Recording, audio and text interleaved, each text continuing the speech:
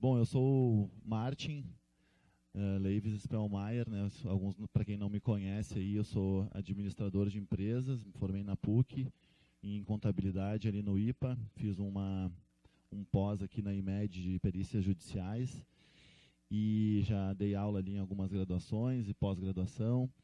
E hoje estou conselheiro do CRC, suplente, né, de conselheiro aqui no CRC e coordenando a nossa comissão de perícias.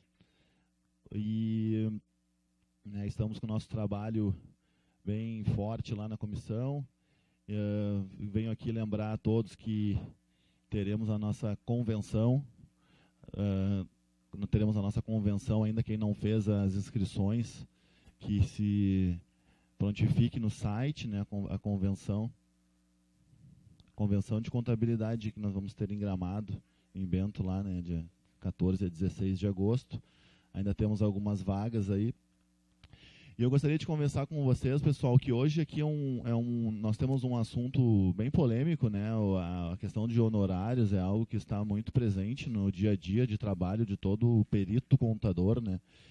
E eu vou fazer uma interação hoje aqui. Então, se vocês tiverem algo para contribuir, tá? Algo para contribuir, algo para acrescentar, pode me interromper aí, pedir a palavra, e nós vamos trocando figurinha assim, não vamos deixar para o final, tá?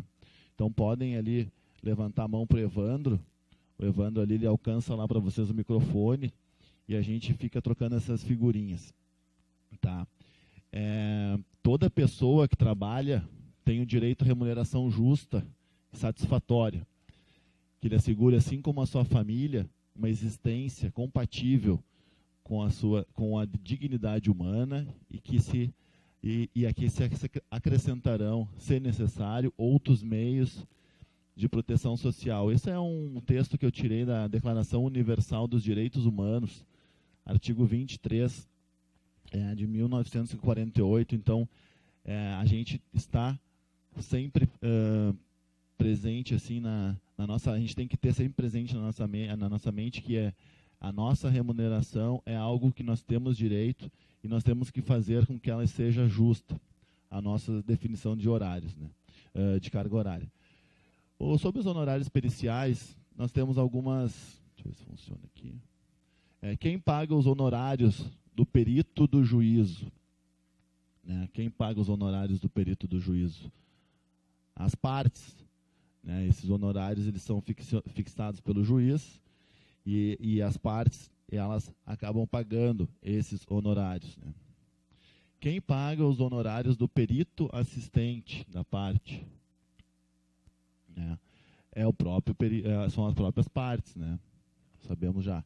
Quem é o cliente do perito contábil? Até quando eu discuti essa palestra de hoje com alguns integrantes, alguns colegas, eu falava que é difícil nós colocarmos a nomenclatura cliente, né? Nós temos um juiz hoje, pode ser o nosso cliente, né? Mas sim, ele é o nosso cliente, nós temos que tratá-lo bem, nós temos que tratar bem as partes, tratar bem as pessoas que vão fazer rentabilizar o nosso trabalho, né? Então, o nosso cliente é toda a parte e o cliente do perito é o nosso juiz, né? Aqui nós temos algumas varas onde são desenvolvidas atividades periciais. Nós temos a Justiça do Trabalho, né, com as diversas varas do trabalho. Na Justiça Estadual, nós sabemos já que temos as varas cíveis, família, sucessão, varas de fazenda pública, varas de falência e recuperação de empresas, varas criminais. Na Justiça Federal, temos as varas cíveis, tributárias, previdenciárias, execução fiscal, varas criminais, vara do SFH, vara agrária, ambiental, residual. E nessas formas de atuação nesses locais, nós podemos atuar como perito do juízo, como perito assistente, assessoria técnica. Daí, no caso da Justiça do Trabalho, uma assessoria técnica ela fica em maior escala, já na Justiça Estadual em menor escala, e na Justiça Federal esporádica, né? Os honorários periciais eles estão na nossa norma brasileira de contabilidade, TP01, que elas citam que é a norma, né? Elas citam que é o objetivo dessa norma é estabelecer regras e procedimentos técnicos a serem observados pelo perito quando da elaboração da perícia contábil, no âmbito judicial, extrajudicial, inclusive arbitral, mediante esclarecimento dos aspectos técnicos, dos fatos do litígio por meio de exame, vistoria, indagação, investigação, arbitramento, avaliação ou certificação. Nós vamos passar por alguns desses detalhes, aí, algumas dessas ações, para a gente conseguir, quem sabe, né, chegar a alguma conclusão, porque hoje aqui eu tendo a dizer para vocês que nós dificilmente vamos chegar a uma conclusão de que a maneira correta de se cobrar uma proposta de honorários ou de fazer uma elaboração do contrato seja A, B ou C. Eu vou aqui apresentar para vocês hoje algumas maneiras, alguns métodos que o pessoal costuma utilizar, e cabe a vocês, profissionais, conforme a demanda de trabalho, confeccionar a proposta de honorários de vocês através desses métodos, né?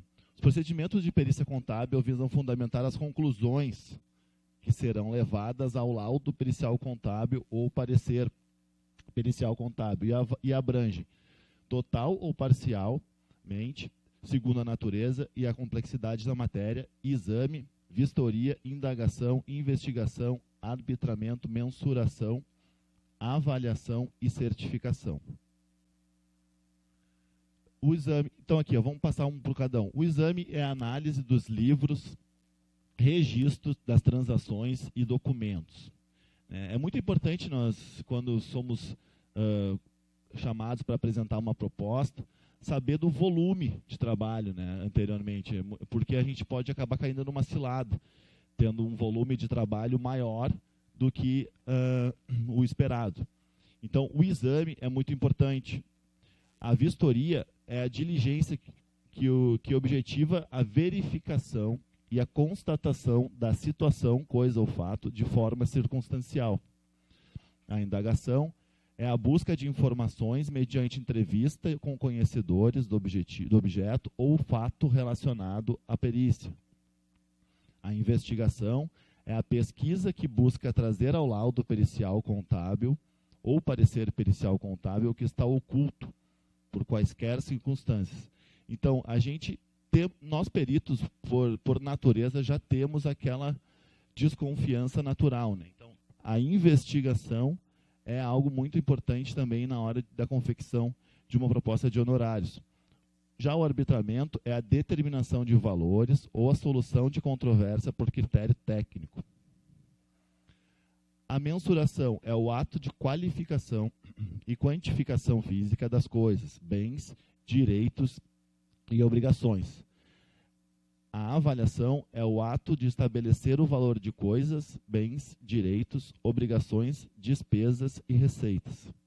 A certificação é o ato de atestar a informação trazida ao laudo pericial contábil pelo perito contador, conferindo-lhe caráter de autenticidade pela fé pública atribuída a este profissional. Nós, quando surge a necessidade de apresentar uma proposta de honorários, a gente pode tomar como base algumas federações ou sindicato. Por exemplo, nós temos a tabela do SESCOM, nós temos a tabela da Federacom, temos um salário mínimo, ou então aquele famoso cliente que não dispõe de recursos no momento, está numa situação um pouco mais delicada. Então, a gente pode trabalhar com a questão da vantagem econômica. Ou, se nós entendermos que o trabalho é fixo e nós já conseguimos mensurar tudo isso, nós podemos trabalhar também com valor fixo. Assim como nós podemos, no caso daí de assistente de alguma parte, nós podemos trabalhar com uma proporção sobre os honorários do perito do juízo. O que, no caso, seria uma outra forma de ter um embasamento ou alguma forma de poder ligar ou relacionar os nossos honorários que estão sendo propostos a alguma apresentação já anteriormente feita. Essa aqui, eu dei uma editada, né, porque na tabela do SESCOM, ela tem aqui diversos valores, né, dos serviços contábeis. Entre as escriturações, os serviços societários, tem diversos tipos de valor. E neste caso aqui, o SESCOM tem com uma tabela atualizada de 14 de junho agora de 19, a hora técnica no valor de 654,18. Mas isso não quer dizer que nós podemos ou devemos trabalhar com essa hora cheia. Existem profissionais que trabalham com um percentual dessa hora, existem profissionais que trabalham com uma proporção nessa hora, então cabe a cada um de vocês, na hora que for prestar essa proposta, se atentar a este valor. Federacom, por exemplo, Federação dos Contabilistas do Estado do Rio Grande do Sul, eles apresentam uma unidade de honorários do contabilista. Também, agora, de abril de 19, 70,71, eles têm esse valor lá na Federacom. Mas, assim, a gente tem que ter, importante saber que esses são valores bases, né? Nós temos que ter uma explicação plausível para utilização de tantas horas ou tanta referência de trabalho. A tabela da Federacom, ela continua aqui, ó. Trabalhos de perícia, ela já é um pouco mais aberta em relação à tabela do SESCOM, viu? E aqui ela vem, trabalho de perícias junto ao Poder Judiciário, na condição de perito do juízo. Valor da hora técnica profissional, 8 UHC. Trabalho de perícia junto ao Poder Judiciário na condição de assistente técnico, também, mesmo valor. Perícias extrajudiciais, então aqui não são só as perícias presentes no judiciário, também temos como parâmetro as perícias extrajudiciais ou assessoria na área judicial, 8 horas. No caso específico de perícia, o profissional deve levar em consideração para a fixação dos seus honorários, além de serem consumidas, além das horas, serem consumidas, os seguintes elementos, através dessa tabela.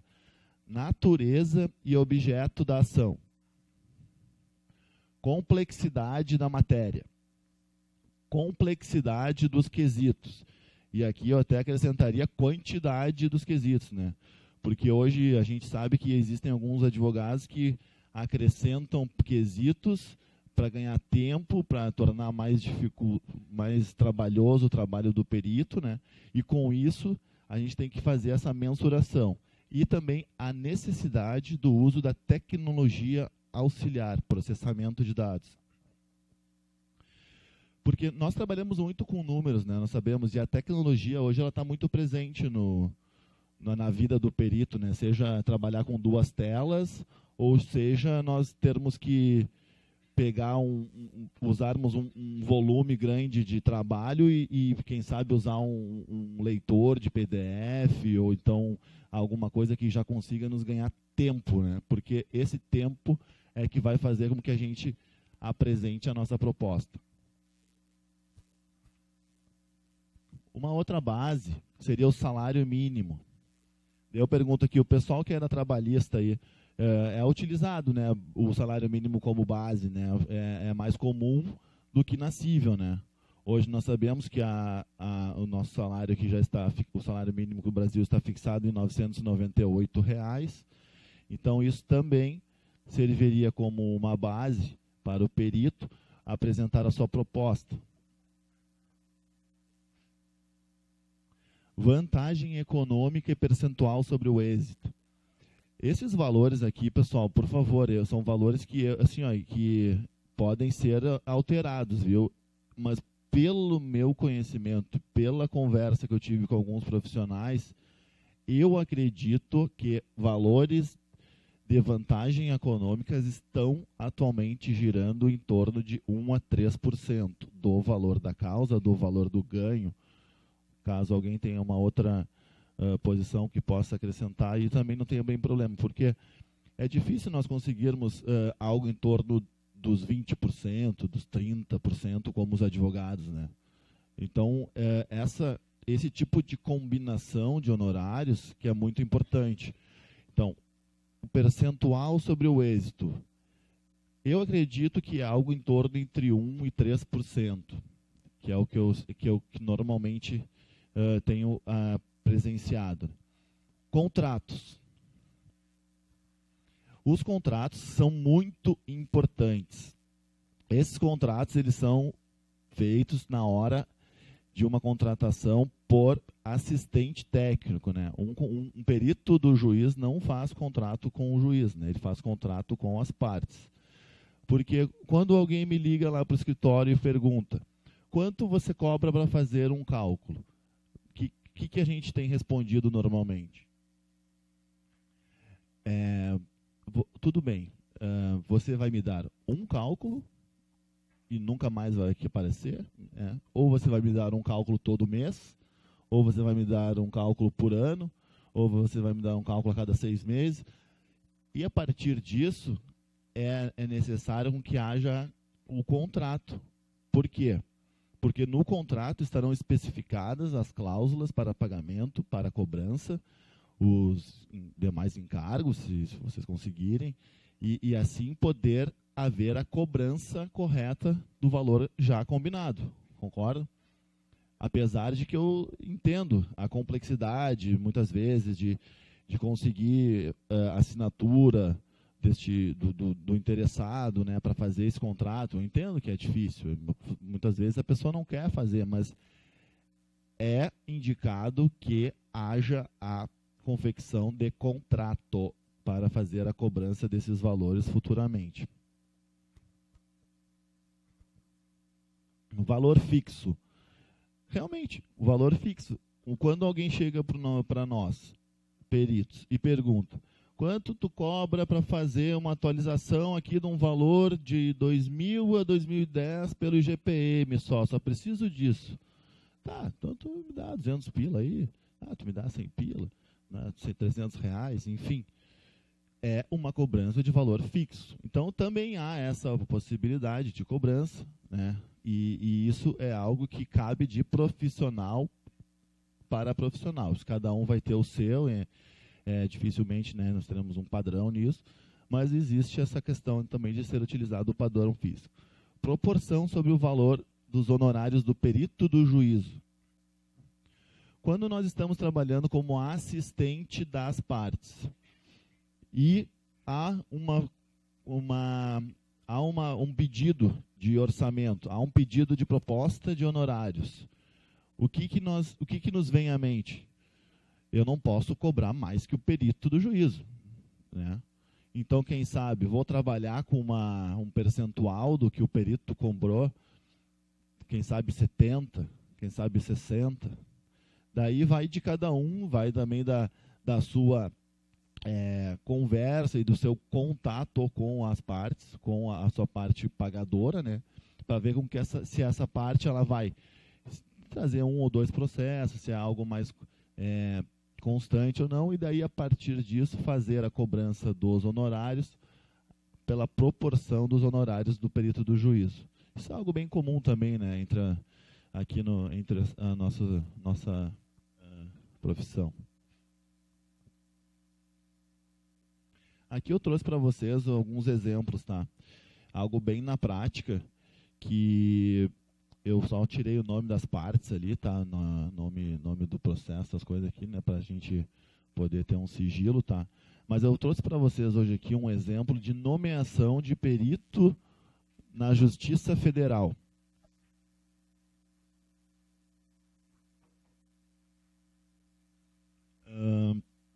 Quando a gente vai falar sobre qualquer assunto hoje em dia, né? A gente sabe muito bem que a diferença entre as esferas jurídicas é muito grande. Nós não temos assim um padrão na civil que se compare ao trabalhista e se compare ao federal. Então eu procurei trazer para vocês aqui 3 exemplos, tá, da federal, da trabalhista e da civil, para a gente conseguir ter para quem não atua nessas áreas, que consiga ter uma noção do que está sendo acontecendo nas outras esferas. Então, uma nomeação de perito na Justiça Federal. Nomeio perito, contador, fulano de tal. Intime-se as partes para que apresentem os quesitos e indiquem eventuais assistentes técnicos no prazo de 15 dias. Então, as partes irão apresentar os quesitos antes do perito se manifestar, porque assim o perito vai poder mensurar o seu trabalho.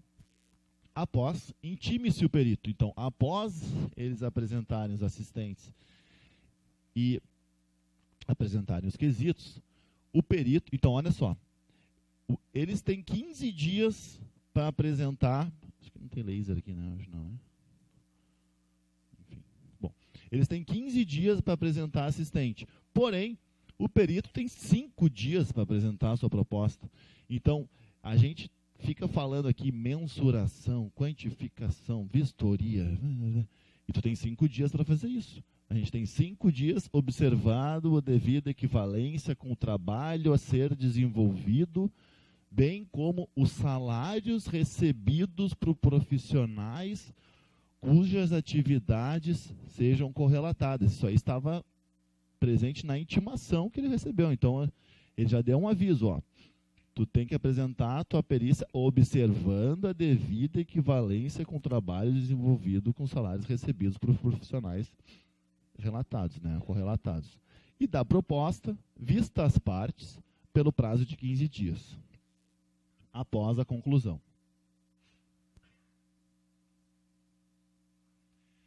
Nesse caso aqui, eu também trouxe um outro caso da perícia da federal, tá? Que o profissional foi indicado, tá? E apresentou a sua manifestação de honorários. Porém, a parte autora não pagou. Então, a parte autora não se manifestou frente à intimação para efetuar a comprovação do recolhimento dos honorários. Intime-se a parte para que se diga o seu silêncio, se seu silêncio traduz desinteresse no processo, no prazo de 10 dias. Caso haja interesse, deve comprovar os depósitos. Então, mesmo a perícia, a nossa proposta sendo apresentada com os devidos padrões, ainda corre o risco da parte não pagar, isso no caso de período do juízo, né? A parte não pagar e aí não vai haver a realização de perícia.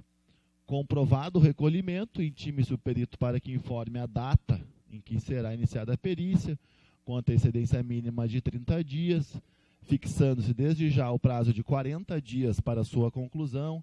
Daí, nós já sabemos, né, quando nós estamos trabalhando como perito do juízo na federal, liberando 50% dos honorários em favor no início do trabalho, após a entrega do laudo. Então, receber os outros 50%, juntado o laudo, vista as partes, para o prazo de 30 dias e venham os autos conclusos, né? Então, esse é mais um exemplo da federal, que mesmo nós apresentando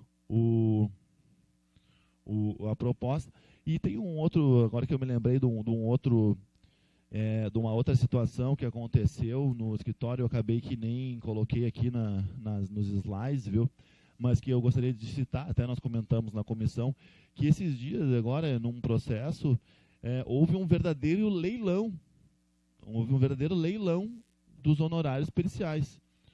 O juiz deu a chave do processo para 3 peritos diferentes, e os 3 peritos estavam ali apresentando suas propostas, um vendo do outro ali.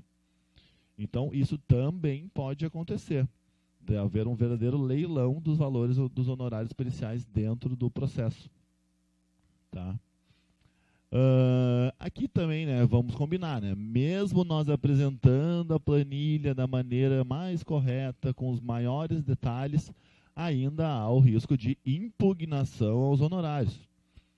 Ainda que o novo perito designado tenha diminuído o valor das perícias, a União não pode concordar. Isso aqui é uma frase, eu acho que quem trabalha na federal já lê, porque eu acredito que eles têm isso aí meio padrão, Ctrl+C, Ctrl+V. Porque é impressionante, eles sempre apresentam essa impugnação. Que tenha diminuído os honorários, a União não pode concordar, porque ainda se constitui 1/3 do valor da causa, sendo inaceitável. Note-se ainda que a nova proposta não veio sequer acompanhada da justificativa do montante cobrado. Mas, assim, nós sabemos, né, que as impugnações aos honorários elas podem ocorrer de qualquer maneira, né? Quem vai decidir se irá homologar os honorários ou não é o juiz. Então, a União normalmente faz essas impugnações padrões. Eles raramente assim aceitaram direto, né, na primeira proposta, assim, né?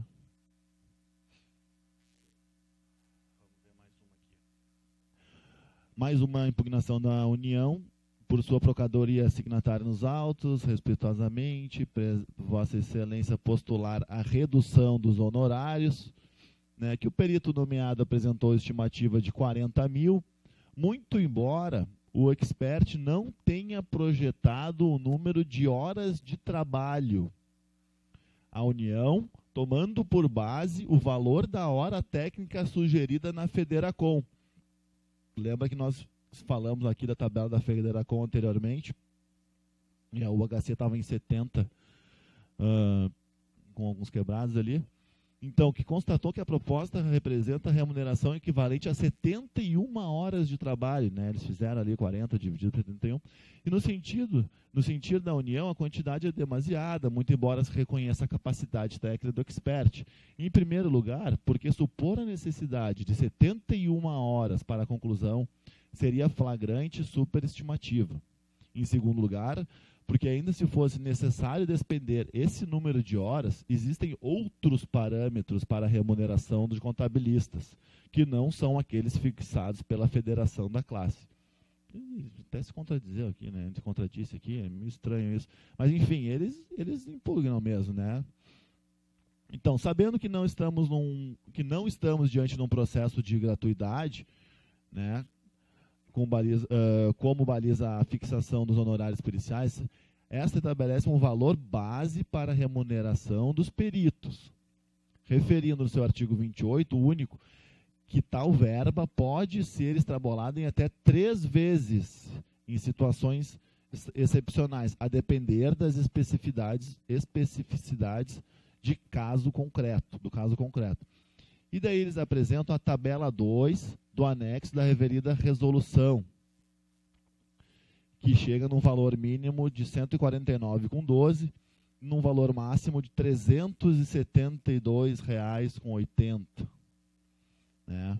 Os honorários periciais de engenharia e contabilidade, assumindo-se a permissão de extrapolar o limite máximo em 3 vezes, valor máximo a ser fixado para perícias de engenharia e contabilidade, então, seria de R$ 1.118,40. Valor da hora técnica profissional, 8 UHCs, unidades, e o valor da unidade em abril de 19, 70,71, totalizando R$ 500 por hora trabalhada. Cabe a nós, que estamos sendo impugnados, apresentar que, com este valor que está sendo oferecido, não há condições de realizar o trabalho, enfim, apresentar as suas, né, orientações, os seus pontos de vista e os seus argumentos que quantifiquem as horas de trabalho a serem despendidas. Mais uma aqui, agravo de instrumento, honorários periciais.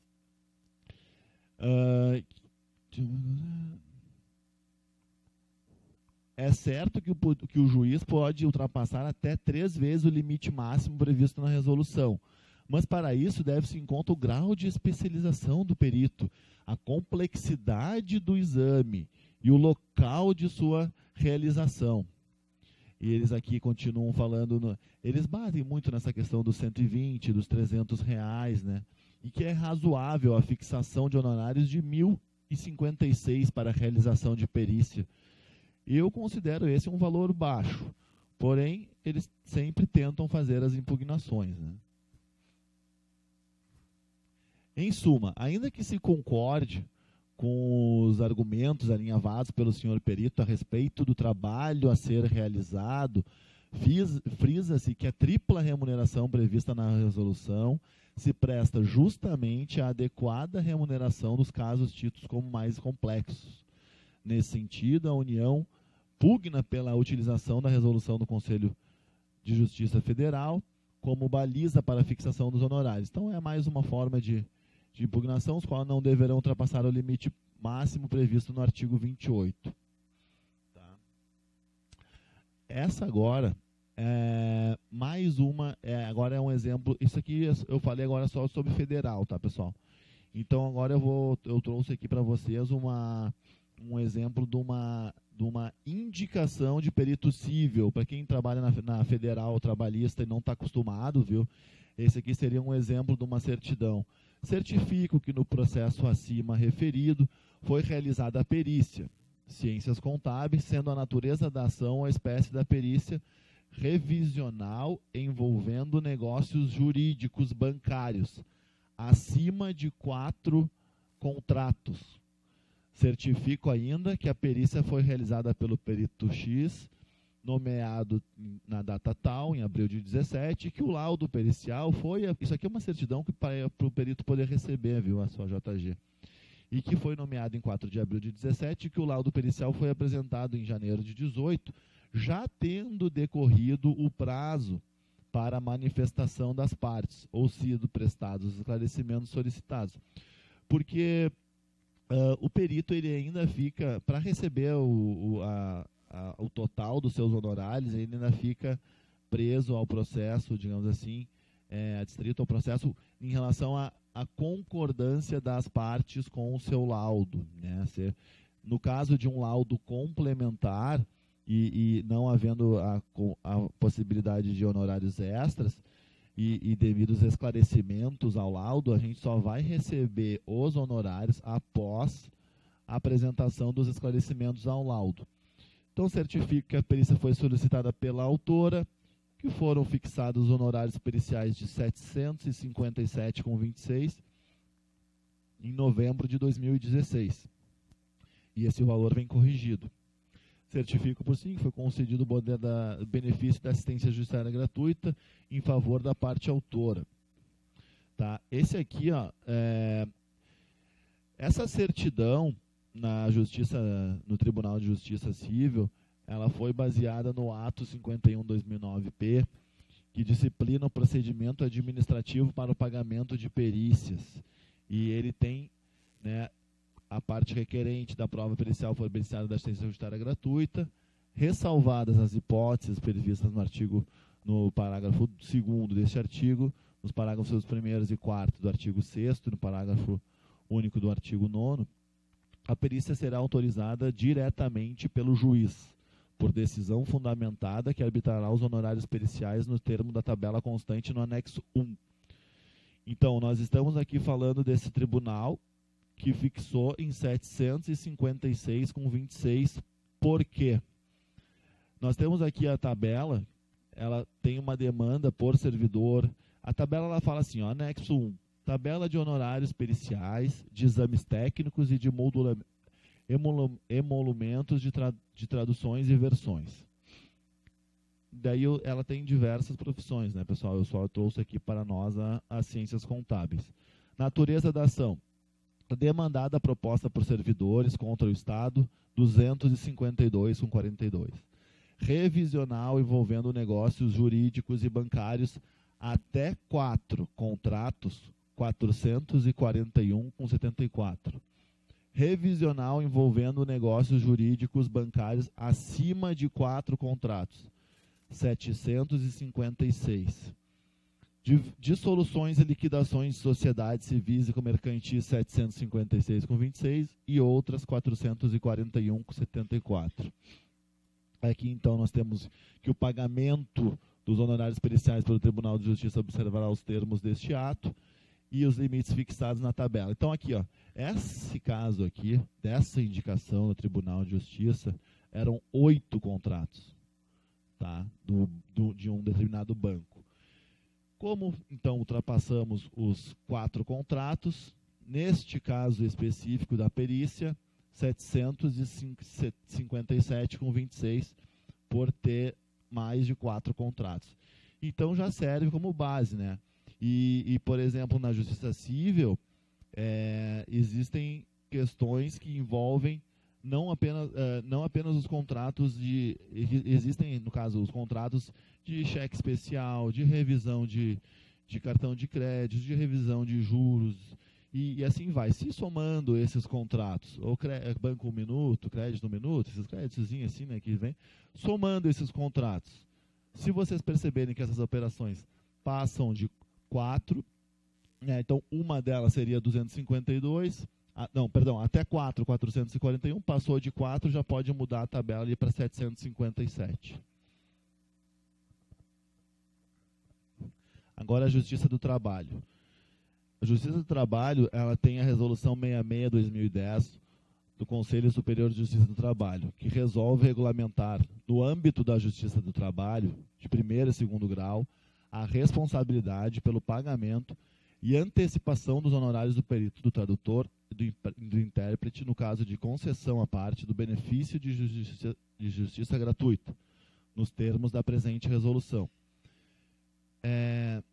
Na Justiça do Trabalho, né, vocês que atuam lá devem conhecer, né, porque esses valores aqui, eles estão fixados em R$350, no caso de um JG, né. A responsabilidade da União pelo pagamento de honorários periciais em caso de concessão de benefício de justiça gratuita está condicionada ao atendimento simultâneo dos seguintes requisitos: fixação do judicial dos honorários periciais, sucumbência da parte na pretensão objeto da perícia, trânsito em julgado da decisão. A concessão de justiça gratuita a empregador, pessoa física, dependerá da comprovação da situação de carência que inviabilize a assunção dos ônus decorrentes da demanda judicial. Na Justiça do Trabalho, eu já percebi um processo, uma vez apenas, eu não sei se vocês já perceberam, de uma comprovação efetiva da necessidade da JG. Eu digo isso porque era um advogado que estava atuando em causa própria contra um banco e pediu ao JG. O juiz, não satisfeito apenas com a declaração de pobreza que nós encontramos no processo, que muitas vezes... aquelas declarações de pobreza lá, eu sou totalmente contra, né? Pessoalmente falando aqui, visualizo muito Ctrl+C, Ctrl+V, uma assinatura qualquer ali, a pessoa dizendo que não tem condições de fazer o pagamento e pedindo assistência judiciária gratuita. Porém, neste caso específico, eu vi o juiz solicitando extrato bancário, cartão de crédito para a pessoa e declaração de imposto de renda. Só a partir da apresentação destes documentos que foi concebida a JG, neste caso específico, né? Eu acho que deveria ocorrer isso toda hora, né? Acho que deveria realmente haver a comprovação da necessidade dessa pessoa ser encaixada na JG, porque quem acaba sofrendo com isso, na verdade, somos nós, né? A concessão, o pagamento dos honorários poderá ser antecipado para despesas iniciais no valor de 350, efetuando-se o pagamento no saldo remanescente após o trânsito em julgado, se a parte for beneficiária da justiça gratuita. No caso de reversão da sucumbência, quanto ao processo da perícia, caberá ao reclamado, executado, ressarcir o erário dos honorários periciais adiantados mediante recolhimento da importância adiantada em GRU, em código destinado ao Fundo de Assistência Judiciária a Pessoas Carentes, sob pena de execução específica da verba. Em caso de concessão do benefício da justiça gratuita, então os valores periciais observados no limite de R$1.000, aqueles 350 era só uma tutela de antecipação. Então, na Justiça do Trabalho, fixação de R$1.000 será fixada pelo juiz, atendidos a complexidade da matéria, o grau de zelo do profissional, o lugar e o tempo exigidos para a prestação do serviço e as peculiaridades regionais. Parágrafo único, a fixação dos honorários periciais em valor maior do que o limite estabelecido neste artigo deverá ser devidamente fundamentado. Ainda corremos o risco de a vara não ter mais dinheiro. Assim, o pagamento dos honorários está condicionado à disponibilidade orçamentária, transferindo-se para o exercício financeiro subsequente às requisições não atendidas. Então, caso ainda, por mais que sejam fixados esses honorários, a vara não ter dinheiro em caixa, não terão como pagar esses honorários e fica para o ano que vem, para o ano seguinte. Voltando às normas, o planejamento da perícia é a etapa do trabalho pericial que acontece as diligências, pesquisas, cálculos e respostas aos quesitos, no qual o perito estabelece os procedimentos gerais dos exames a serem executados no âmbito judicial, extrajudicial, para o qual foi nomeado, indicado ou contratado, elaborando-se a partir do exame do objeto da perícia. Então é muito importante que haja esse planejamento, pessoal. A gente tem que ter uma noção de distância, por exemplo, em uma eventual diligência. Nós temos que ter a noção de qual o volume de trabalho. Outra coisa também que é muito importante, as condições dos documentos a serem apresentados.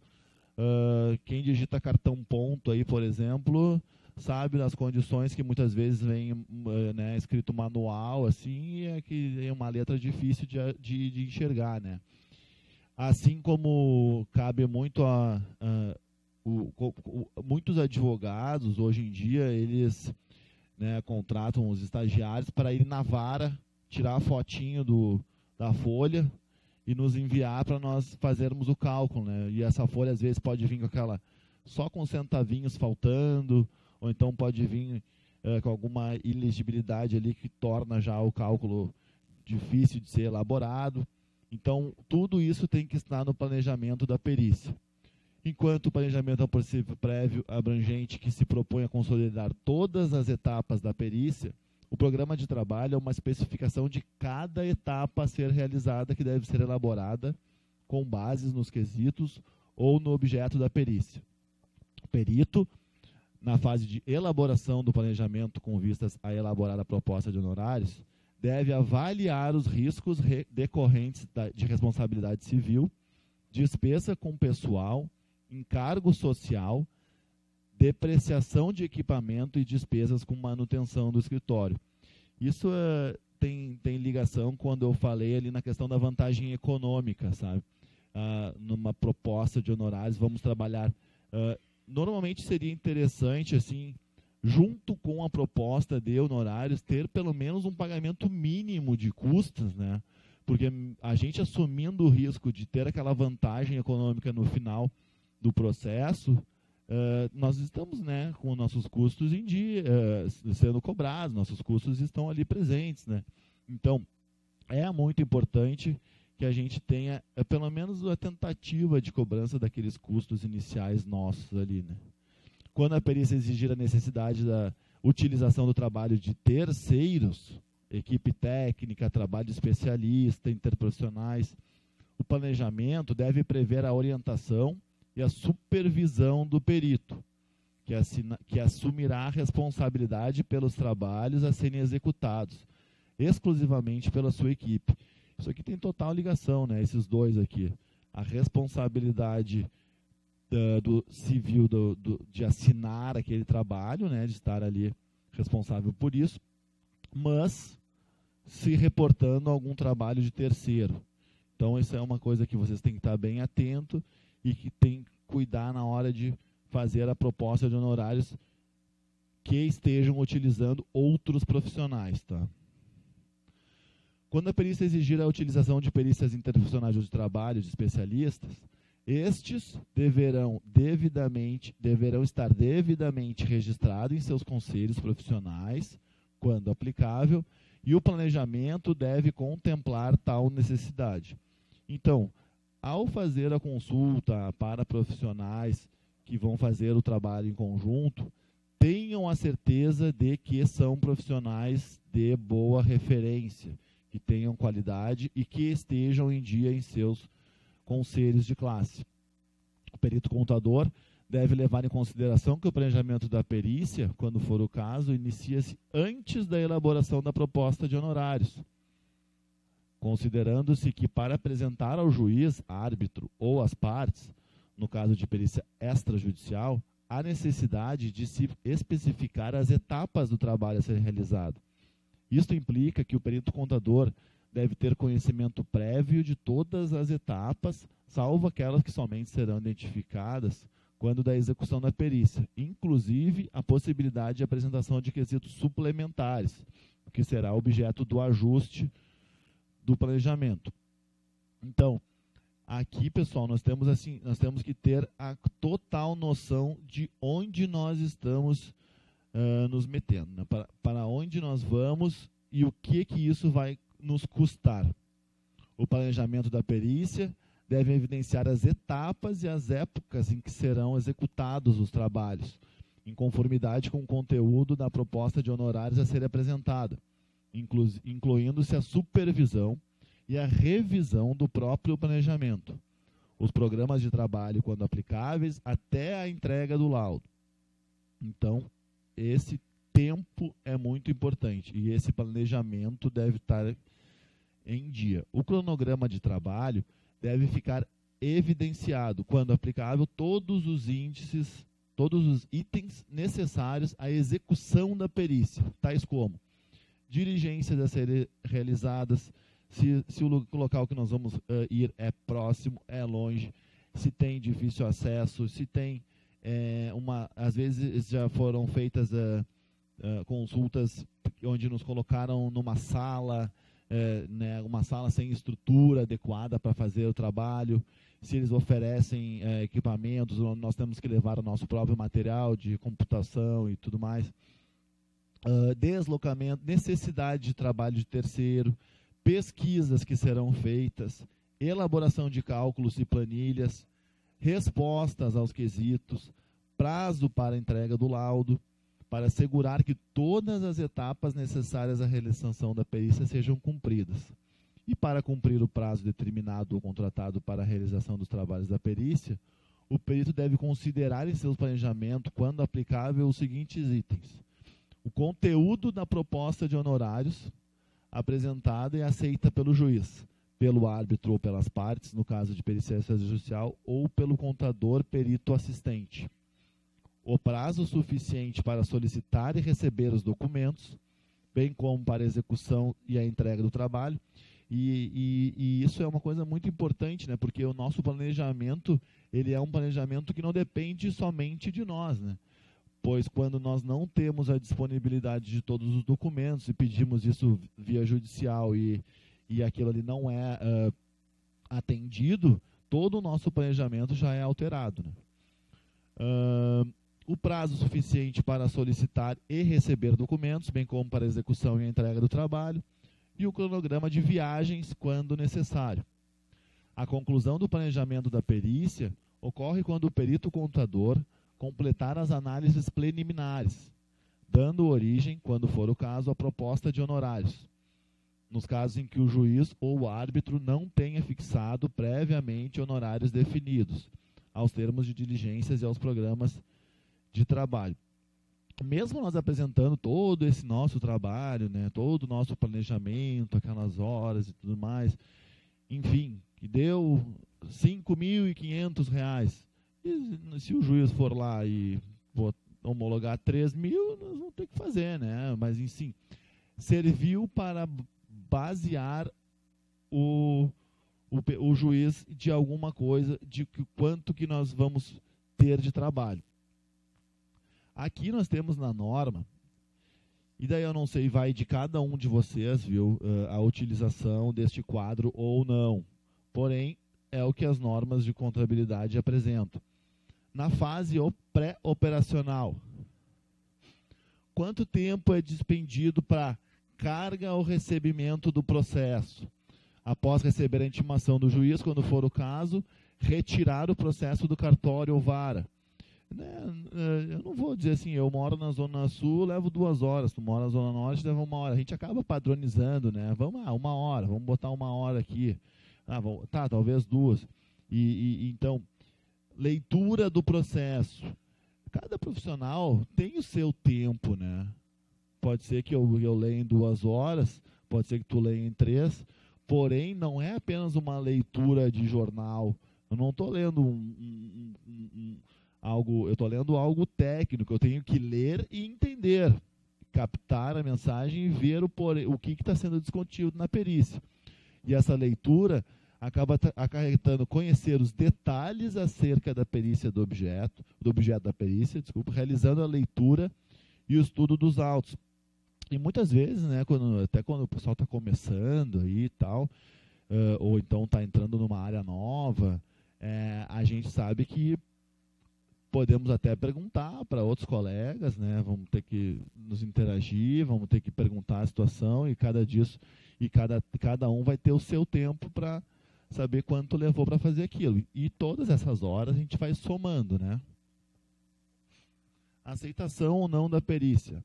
Após o estudo e a análise dos autos, constatando-se que há impedimento ou suspensão, não havendo interesse do perito contador ou estando habilitado para fazer a perícia, ou não estando habilitado para fazer a perícia, devolver o processo justificando o motivo da escusa. Daí o impedimento de perícias, né, é um outro assunto aí, né, mas que vocês todos já sabem. Se vocês têm algum vínculo com alguma empresa, ou se você tem algum parente atuando em alguma das partes, aceitando o encargo da perícia, proceder ao planejamento. Proposta de honorários.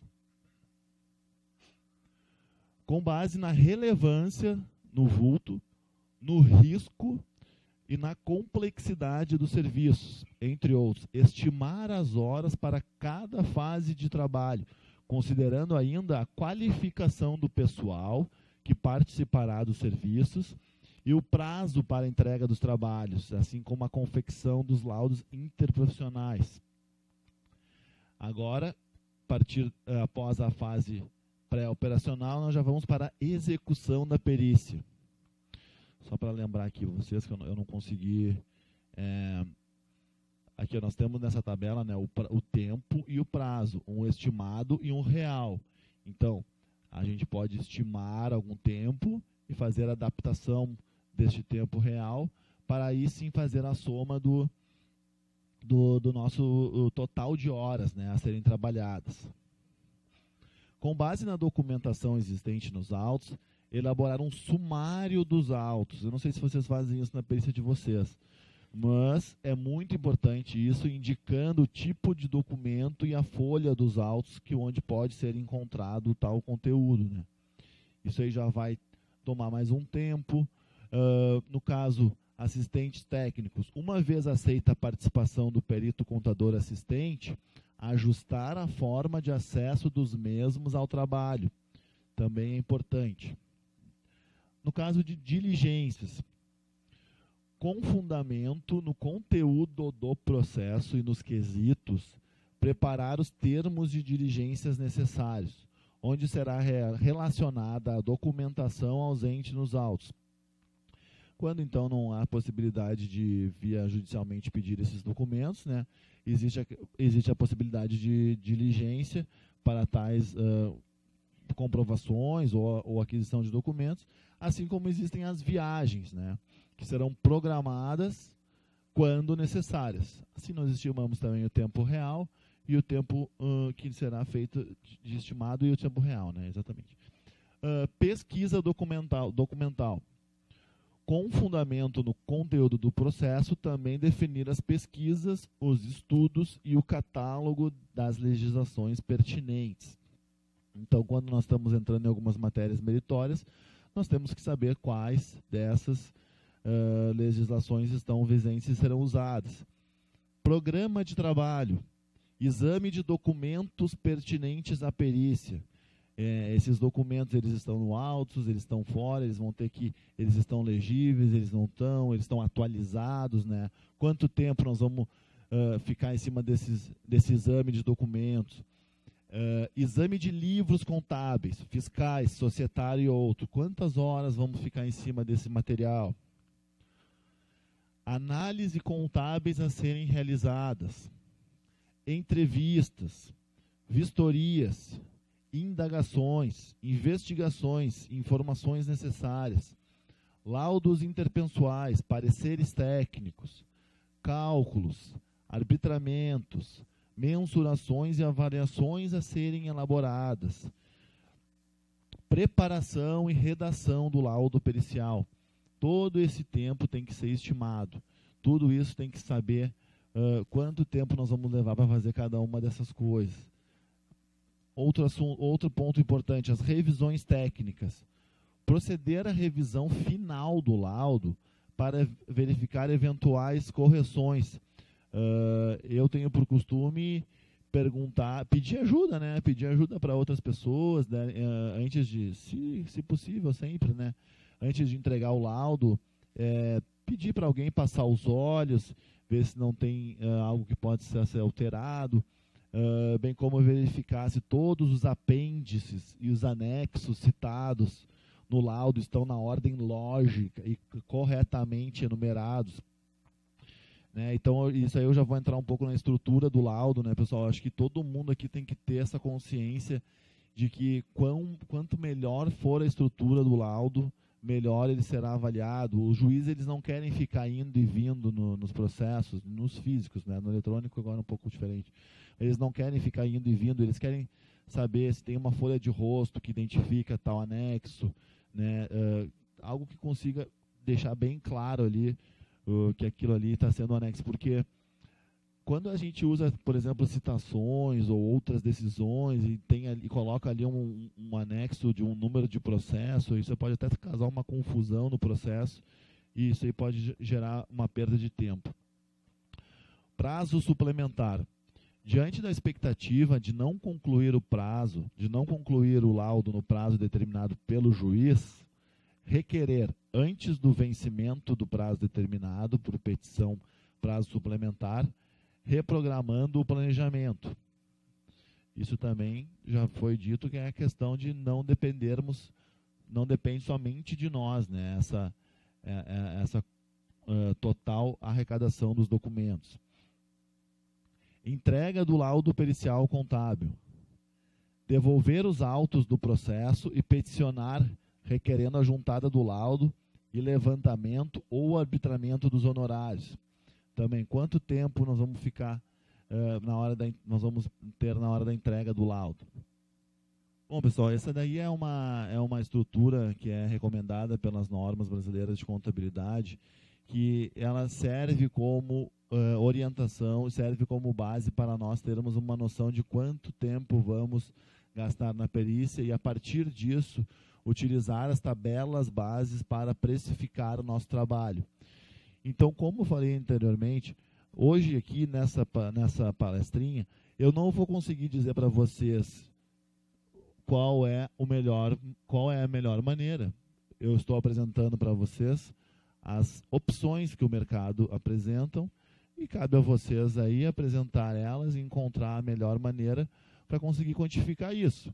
E isso vai não só do profissional, vai até com a questão de relacionamento que você tem com o seu cliente ou com a empresa ou com o juiz que está sendo tratado, né? Porque nós sabemos até que de pessoas aqui, nós, né, que faz trabalho até gratuito, né? Se você quer impressionar, se você quer apresentar um trabalho hoje que para mostrar serviço, digamos assim, né, nem a JGente ganha, a gente acaba fazendo o trabalho de forma gratuita mesmo para começar, né, um novo ciclo aí de clientes. Toda vez que é necessário fazer uma diligência, viu, a gente tem que estar atento à confecção desse termo de diligência, porque ele deve ser redigido pelo perito contador ou perito assistente, apresentado diretamente à parte judicialmente, né, ou ao seu procurador ou ao terceiro, por qualquer meio escrito que possa documentar a sua entrega, contendo minuciosamente o rol de documentos, coisas ou outros dados que necessitem para a elaboração da perícia contábil ou parecer pericial contábil. E provavelmente vocês já devem ter visto, né, que quando as partes disponibilizam documentos, é feita uma comprovação ali de carga desses documentos, né? Tenham isso sempre em mente, que é muito importante a revisão, ele entregou ali o livro Razão, entregou o livro diário, quantos meses, quantos tem? Tem 8 livros, então contem ali, vê se tem 8 livros mesmo, que depois na hora de devolver tem 7, e cadê o livro, né? Enfim, a contagem foi feita inicialmente errada. Então, o termo de diligência ele sempre tem que estar em dia, e deve conter, quando possível, então, a relação dos documentos, coisas ou dados que o perito contador ou o perito contador assistente tenham mencionado em petição de honorários judicial ou em contrato. O termo deve conter, quando possível, a relação dos documentos, coisas e dados do perito assistente mencionado em petição de honorários ou contrato. Quando se referir à requisição de elementos de prova, o termo de diligência deve relacionar livros, documentos, informações e dados a serem fornecidos pelo diligenciado, contemplando, inclusive, trabalhos especificados previamente na petição ou proposta de honorários. Então, esse termo de diligência, ele já estava previsto lá no nosso planejamento. Então, para não causar surpresa às partes, ele já tinha sido apresentado, né? Questão de novos quesitos e honorários suplementares. O perito contador deve observar os quesitos suplementares formulados pelas partes ou pelo julgador e poderá, nessa fase, cobrar honorários periciais, entendendo que a resposta demandará tempo ou outras obrigações na forma definida na norma brasileira ou no item de honorários periciais. Não tem como a gente previamente já saber que irão existir esses quesitos complementares, né, os suplementares. Dependendo do volume de trabalho a ser apresentado, esses honorários vão ter, esses quesitos, para atender esses quesitos, nós teremos que ter uma nova remuneração, e aí então nós já podemos aproveitar todo aquele nosso planejamento que já tinha sido feito e apresentar uma nova proposta, apresentando ali a quantidade de horas que é para responder esse trabalho nós vamos ter, e quantos quesitos foram apresentados a mais, e essa quantificação a gente consegue ter e também fazer um pedido de honorários suplementares. Se for necessário efetuar diligências para arrecadar novos documentos ou outros elementos de prova, o perito contador adotará todas as providências constantes na norma brasileira de perícia, não podendo, no entanto, requer honorários complementares. Se no planejamento inicial não tinham feito as diligências para arrecadar novos documentos, então aqui através da norma, então foi uma falha no nosso planejamento. Então, por isso que eu bato novamente na tecla. O planejamento é, sim, muito importante. E todo mundo tem que estar atento a todo e qualquer outro possível questão de falta de documentos, né, que não estejam naquela relação e que agora serão necessários, e caso haja essa necessidade de novos documentos, não serão suportados novos honorários. O perito contador deve observar se os quesitos formulados nessa fase processual são pedidos de esclarecimentos sobre o seu laudo contábil ou tragam novos quesitos, ou se tratam de quesitos novos, né? Porque se nós estamos discutindo algo que já foi apresentado, também não seria questão de novos honorários. Mesmo atinente ao objeto da discussão, as respostas a esses novos quesitos ficam sujeitos ao deferimento do julgado da causa. Havendo necessidade de responder tais quesitos, poderá o perito contador pleitear cobrança de honorários complementares, nas formas definidas nos itens honorários periciais das normas aqui estudadas, né? Então, caso esses esclarecimentos sejam feitos sobre os quesitos que já foram formulados, não há necessidade de novos honorários. Não sei, assim, na Justiça do Trabalho é comum, assim, tem sido fácil a apresentação de honorários suplementares, assim, ou não? Porque na justiça civil é muito difícil isso, né? Eu atuo mais na civil, mas na justiça do trabalho, assim, quando eu não sei como é que seria essa questão da complementação de honorários. Tem, não tem? Porque na justiça civil existe, sim, assim, no caso de novos quesitos, né? Eu já vi mais de um caso ali que o perito conseguiu novos honorários. Eu tenho aqui um tempo ainda com vocês, eu gostaria de interagir mais com vocês, eu gostaria que alguém assim colocasse alguma situação, que apresentasse perguntas. Eu ainda não estou abrindo para as perguntas do público da internet, né? Eu estou abrindo a pergunta para o pessoal aqui de casa. Eu gostaria de haver assim uma interação com vocês, assim, se vocês têm alguma coisa onde vocês podem, algum caso que vocês poderiam me citar, assim, ou não. Eu ficaria aberto aí para a gente interagir um pouco.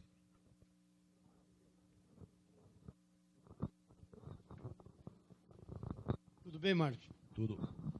Eu tenho duas perguntas a te fazer. Melhor, não perguntas. Sim.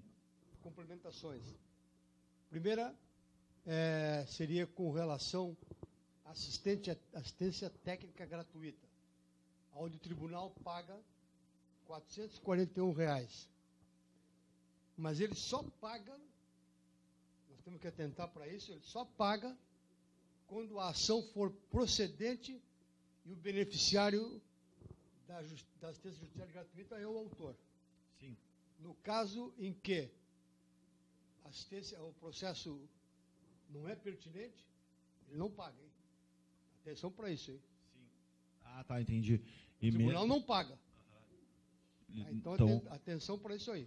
Nem vai existir o pagamento. Então. Não vai esse pagamento. Aí eu questionei um juiz um dia. Sim. Eu tenho muito a JG, tá? E perguntei ao juiz como é que ficaria. Ele me disse, é o ônus do perito. O ônus do perito. Mas não existe nenhum... A gente pensa que poderia existir um fundo, né? Que pudesse nos cobrir. No civil não tem fundo nenhum. Pelo contrário, tem fundo. Tá, fundo do poço.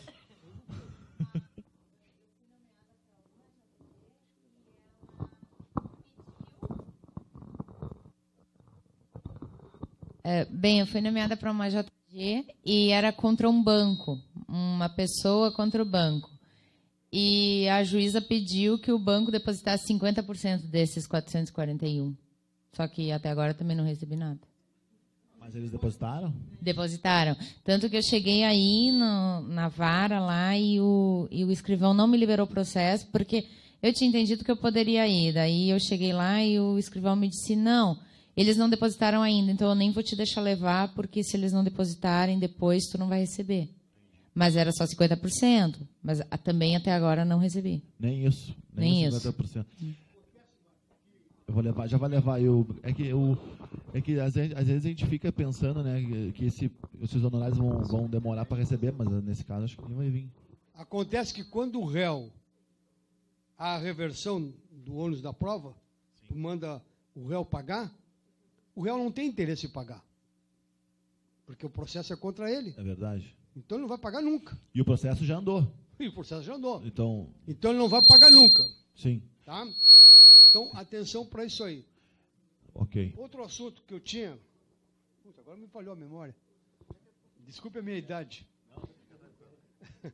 Outro assunto que eu tinha... É que eu acho que está perto da caixa de som aí, ó. Tem que ver só. Tá, daqui a pouco eu vou me lembrar. Tá. Não, a questão é bem complicada mesmo, a questão da JG, porque a gente sabe que além do valor ser baixo, muitas vezes a gente não consegue nem receber esses 50%. Eu já tive uma JG que eu só recebi no final do processo, na civil, né? E por mais que haja a correção deste valor para os tempos atuais, né? Não há a verdadeira remuneração do perito, né? Chega a ser até desanimador, né, essa questão. Mas a gente sabe que, Evandro, ele tá indo lá.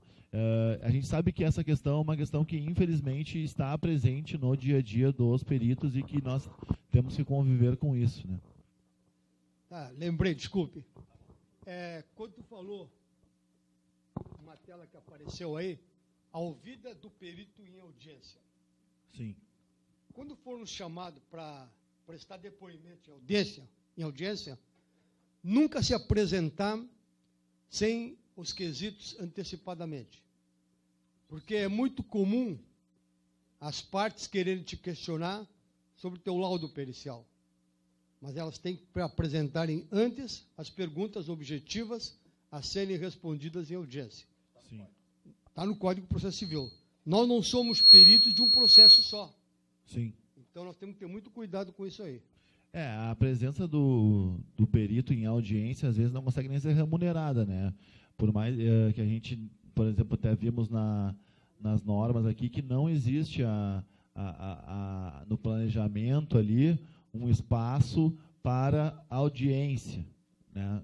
Porque há o deslocamento, há o custo, né, operacional da ida até lá, né? Então, realmente, é algo que não está presente ali. Posso completar? Claro. E uma outra coisa. Eu tenho no meu escritório, nós somos 10 profissionais, tá? Eu praticamente dou...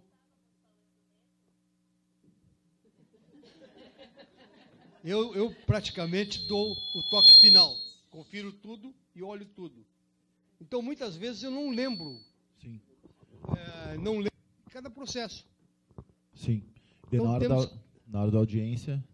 E tu pode chegar em audiência e ser questionado pela juíza ou uma das partes, que normalmente é aquela que não gostou do teu laudo, e te perguntar quem é que fez o laudo. Sim. E aí tu pode ficar meio encabulado ou meio Perdido. gago ou coisa Sim. parecida, e o juiz notar isso aí. Porque o juiz tem perspicácia para notar isso tudo aí. Não, ainda mais que, vamos combinar, né? Agradeço a participação do contador, perito Pi. A nossa preparação como perito do juiz, como perito assistente também, mas mais como perito do juiz no caso da audiência, a gente não está acostumado, né, com aquele juridiquês, com aquela situação de imposição, com aquela situação de tentar fazer com que ali o profissional se contradiz. Então, o que acontece? Nós estamos ali expostos, né, aos advogados. Então, nós temos que tomar muito cuidado nesse momento da audiência, porque eles vêm com perguntas com segundas intenções, eles já são preparados para isso. Então, realmente, o perito ele fica fragilizado nessas audiências. Então, nós temos que ter tomado cuidado com isso. É uma complementação com Sim. relação ao que o Pi estava falando. Quando tem essa notificação para o perito do juízo se manifestar em audiência com relação a um laudo, se tiver assistentes técnicos de ambas as partes e tiver convocada essa audiência e algum desses assistentes técnicos não for notificado, essa audiência não poderá acontecer. Só acontece, está todo mundo lá. Não, eu já participei de um caso desses e essa audiência não aconteceu porque os assistentes não foram notificados, não estavam presentes. Sim, daí no caso já invalidou toda a audiência ali. Invalidou, remarcou, ela não né? aconteceu. Remarcou a data, né? A audiência realmente é um fato que nos deixa muito preocupados, assim, porque a gente não consegue, né, nenhum honorário complementar. Nós acabamos sendo submetidos a uma sabatina de perguntas que podem nos constranger, mas que a gente tenha em mente, né, todos nós profissionais tenhamos em mente que isso é algo presente no nosso dia a dia, que pode muito acontecer a qualquer momento. Martin, tu fizesse uma colocação aqui que me deixou em dúvida. Tu colocasse que na proposta de honorários nós já temos que prever a possibilidade de também ir em audiência. Pelo menos eu ouvi isso, posso estar enganado. Sim, sim. Isso para nós é difícil, porque tu não sabe se tu vai ser chamado ou não. Só para te ter uma ideia, a gente já foi chamado mais de uma vez, né, principalmente como assistente técnico, e nós nos limitamos, eu acho que o Pi faz a mesma coisa, todos nós fizemos, eu levo o trabalho que eu fiz e falo daquilo que eu fiz. E nada mais do que isso, né? Eu me limito a isso. Eu acho que também a ti, não sei se é a mesma coisa. Eu levo o meu trabalho lá, olha, essa pergunta eu respondi dessa maneira, baseada na documentação que tinha no processo. É quase uma leitura. Ou na informação que te foi dado. Né? Me parece que com todos nós ocorre a mesma coisa. Né? Mas voltando às propostas de honorários, o que eu vejo é o seguinte: tu colocasse uma tabela aí, que veio nessa tabela que tu fizesse, que está nessa regulamentação, nós usamos isso aí. Mas tu não vai acreditar o que aconteceu. Nós fizemos item a item, buscar o processo, tantas horas, levar o processo, tantas horas, ler o processo, tantas horas.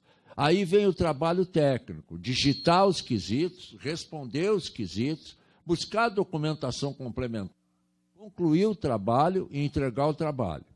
Tudo isso foi feito, meu amigo, foi um tal de tocar dos dois lados que estava errado, que aquilo ali que nós estávamos dizendo não era verdade, que não era uma hora que eu levava do meu escritório até o cartório, buscar o processo e voltar.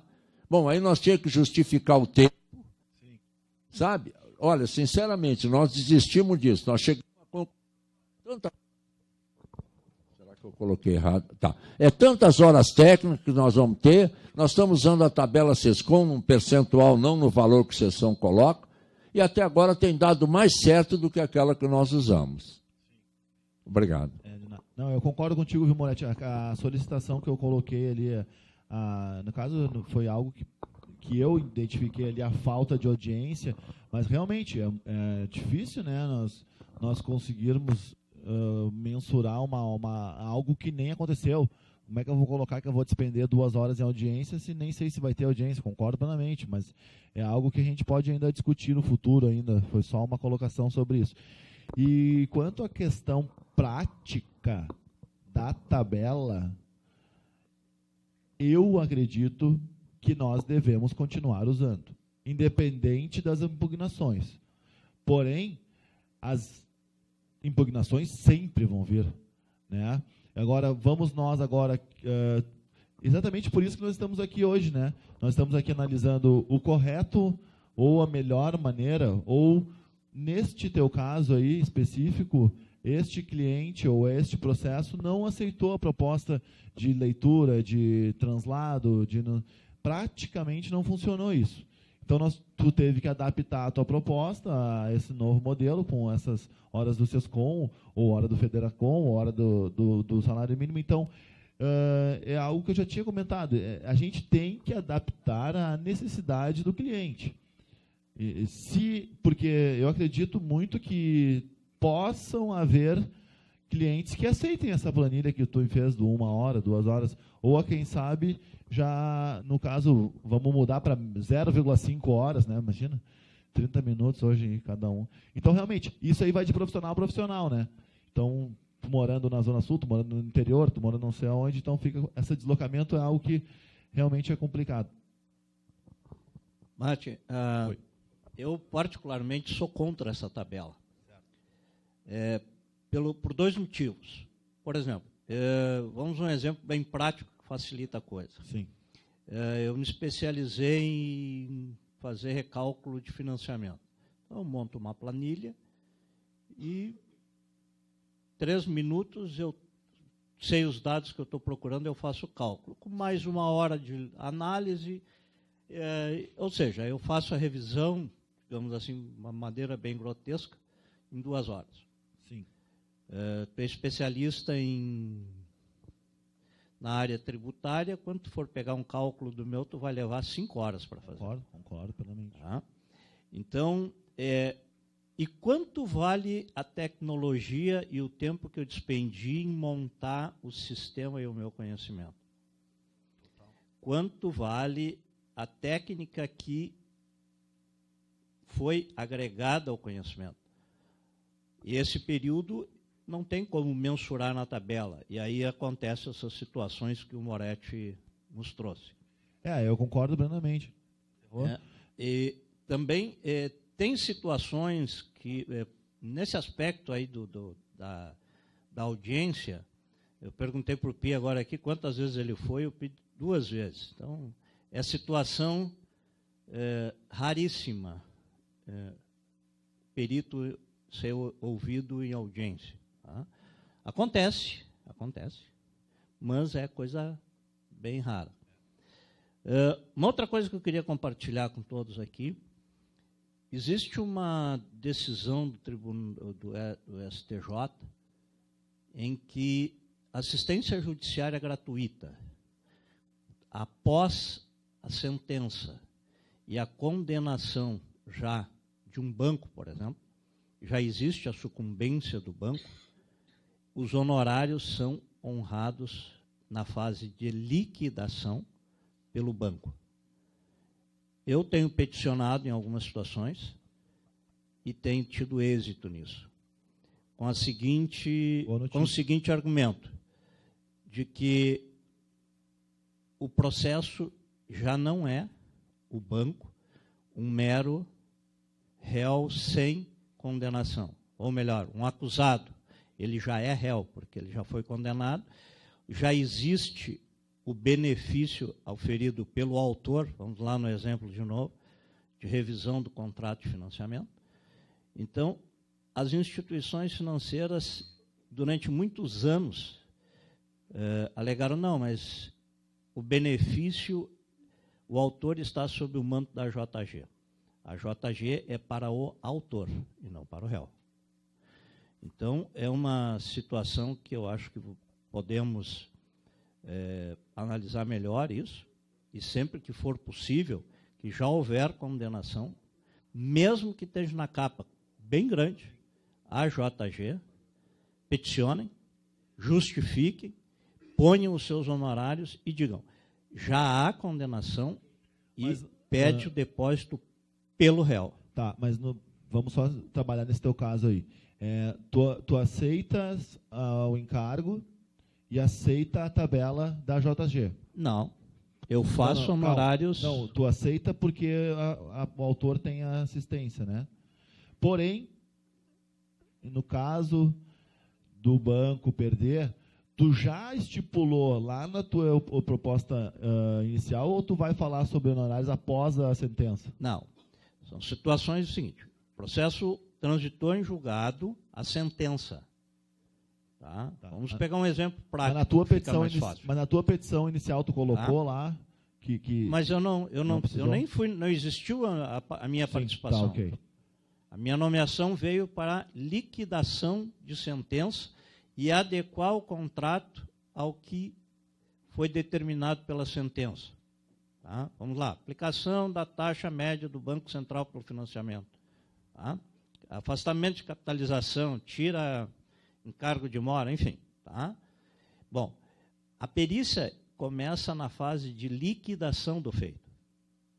Ou seja, a sentença existe, trânsito em julgado, condenação da instituição financeira. Tá? Ou de qualquer outra situação. Existe, então, o pedido para que o cálculo venha a ser realizado por um perito.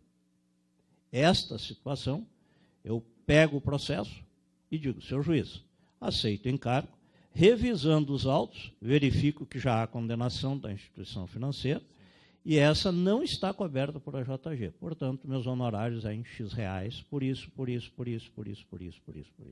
Meus custos envolvem tal situação, etc, etc. Os custos são meus, eu não tenho que abrir, então não uso a tabela, eu justifico meus honorários sem usar a tabela. Tá? Mas o mais importante é poder usar essa decisão do STJ e está tendo, eu tenho contribuído isso com alguns colegas e é interessante. E no caso de perícia antes da liquidação de sentença? Até porque é uma situação que bem levantou. O tribunal, volto lá, a assistência judiciária do autor. Se houver condenação, o tribunal não paga.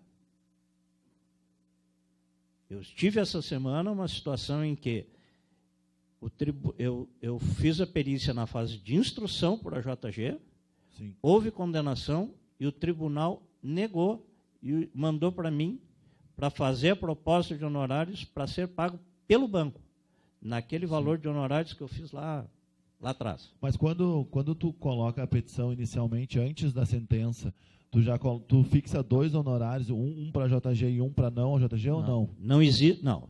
Vamos lá.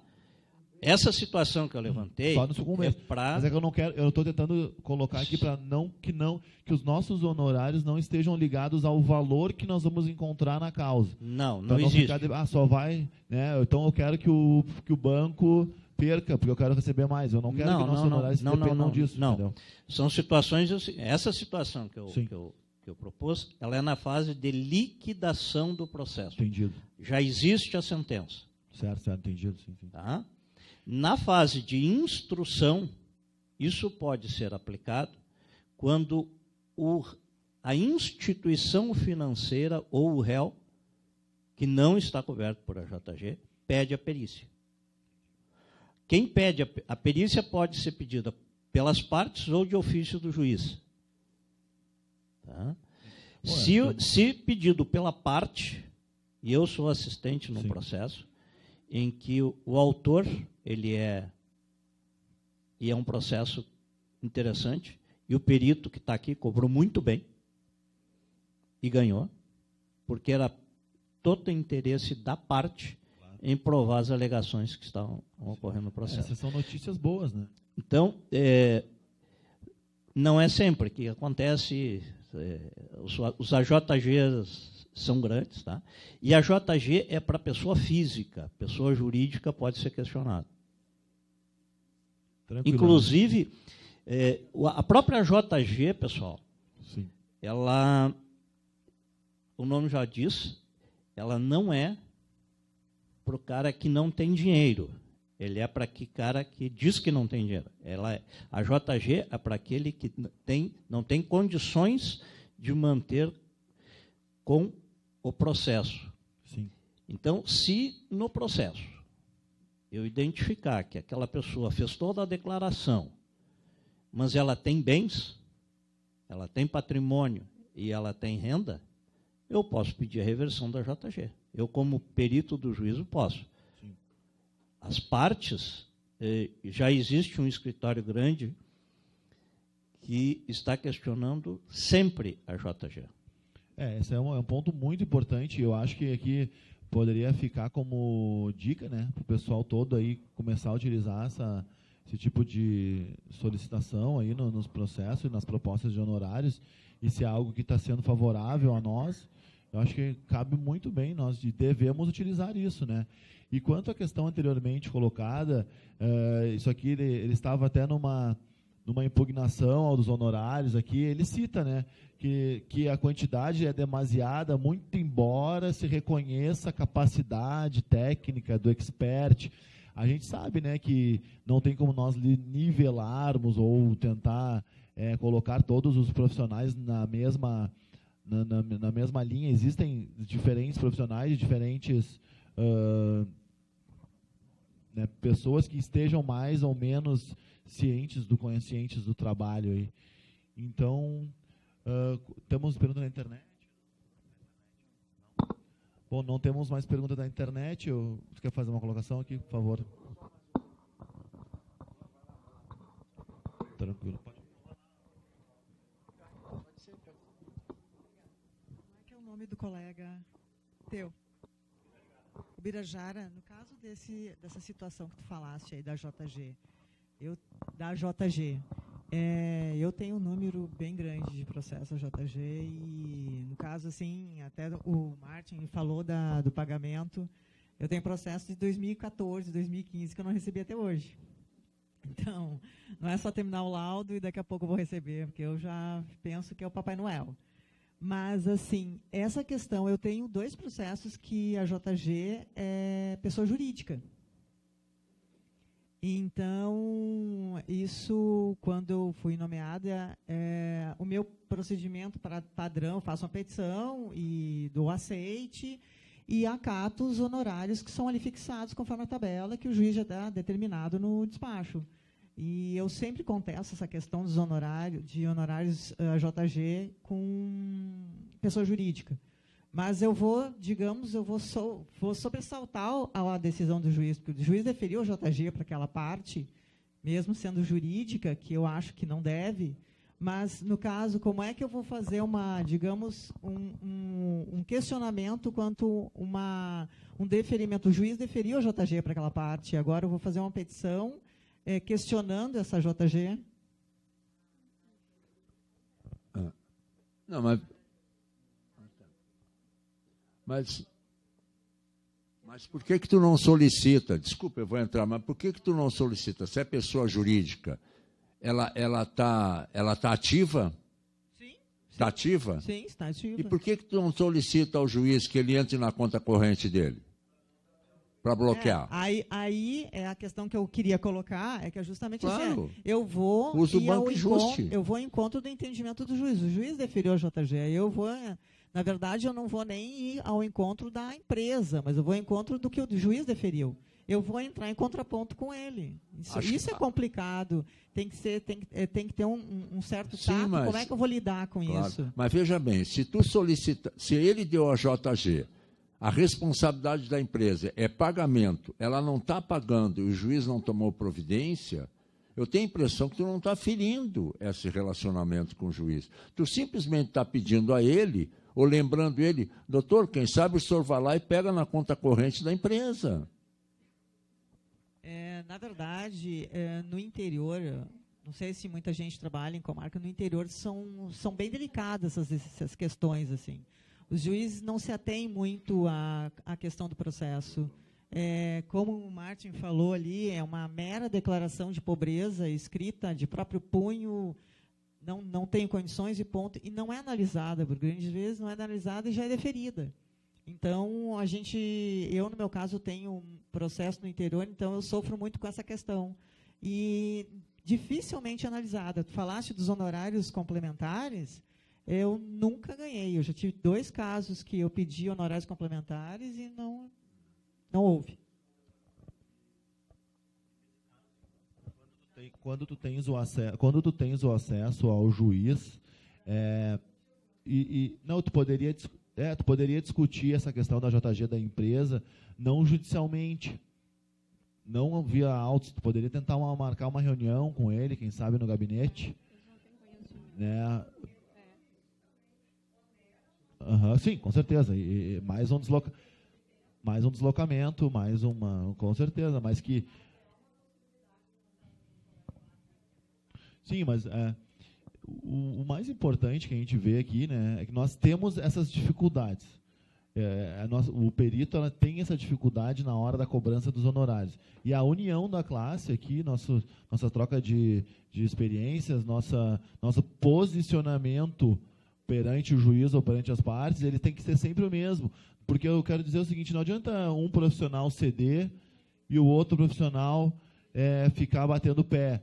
Então, tudo acaba sendo por água abaixo, né? E isso vem está totalmente ligado à questão dos honorários, daquelas pessoas que baixam os honorários, que fazem propostas que não são verdadeiras, que acabam deixando a gente de forma desleal, sem concorrência, né? Isso nós encontramos até na hora das licitações, né? Que a gente vê assim casos que essa pessoal não vai receber dinheiro. Os caras não vão receber dinheiro fazendo a R$150 por processo, fazendo a 200, a gente não consegue entender, né? Tem alguma coisa aí, enfim. Então, essa união da classe perante essas decisões é que eu acho que é muito importante e que nós temos que bater, sim, o pé, nós temos que firmar o nosso posicionamento e quanto a como chegar ao juiz, né? Que daí tem que ser, eu acho, um pouco mais...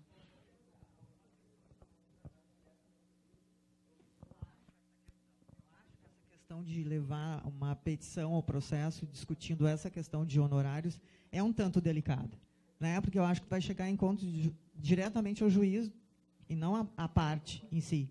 E aí a tua relação com o juiz que vale mais de qualquer coisa, né? Sim, e dependendo se tu tem uma longa relação com o juiz, até ele pode te atender. Se não, o caso é muito complicado. A gente sabe como é que funciona do não aceite de uma JG, a realidade todo mundo deve saber. Mas essa questão de chegar diretamente ao juiz para discutir esse fato, com certeza é muito melhor do que peticionar nos autos, né, para mudar. Mas a realidade da JG, eu hoje em dia vejo que não há uma análise criteriosa de cada processo. Qualquer coisa vale para ser deferida. E isso é um problema sério. Me incomoda radicalmente. O tribunal não tem condições de bancar todas as... Como eu falei, eu tenho processo de 2016, eu recebi 3, 4 meses atrás, um que era de 2015. 4 anos, 5 anos. Corrigido pela poupança. Foi corrigido. E não foi.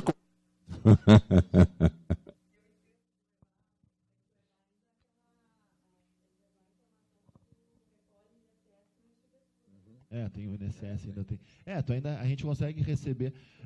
Isso aqui eu vou citar para aqueles que estão pensando em entrar na profissão, né, ou que estão em casa aí pensando em mudar para a perícia.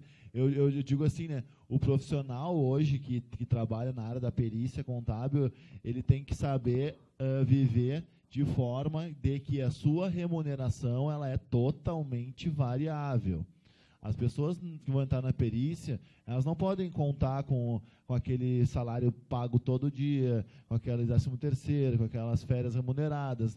Nós mesmos sabemos aqui, né, que a nossa remuneração é totalmente variável, nós temos que trabalhar no verde, e quando do recesso nós temos que ter as nossas reservas para aproveitar as férias. Então, toda essa composição aí da vida de perito, envolvendo honorários, envolvendo custo de trabalho, ela é sempre muito importante, que todo mundo tem que estar totalmente atento, né, para poder se dar bem no mercado, né, e conseguir ter as suas condições humanas de vida dignas, aí, conforme dito no slide inicial dos direitos humanos. Pessoal, eu agradeço muito pela atenção de vocês, aí, as contribuições. Eu gosto de interagir com vocês e trazer esses exemplos práticos aí. E deixo aqui meu e-mail, caso alguém tenha interesse em alguma coisa aí na próprios slides. E uma boa noite a todos aí, desejo.